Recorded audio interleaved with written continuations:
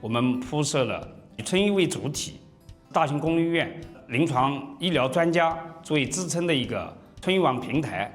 他们签约管理这些慢病病人，在这样的一个过程当中呢，一线医务人员，特别是村医，他们